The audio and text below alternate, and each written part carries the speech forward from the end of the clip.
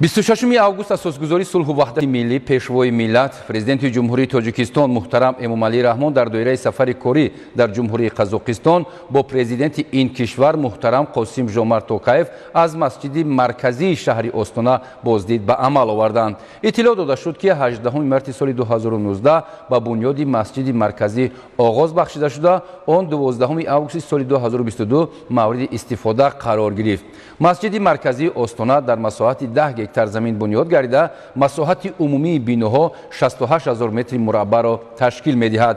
Масҷид аз 4 манораи баландошиёна 130 метр иборат мебошад. Як манора барои тамошои сайёҳон пешбинӣ шудааст. Дарҳои даромад аз чӯби мустаҳкам сохта шуда, бо нақшу нигори қазоқӣ оро ёфтааст. Дар масҷид ба ҷуз толорҳои намозхонӣ, инчунин симхонаҳо, маҷлисгоҳ, ҳуҷраҳои корӣ, хизматрасонию техникӣ ва осорхона мавҷуданд.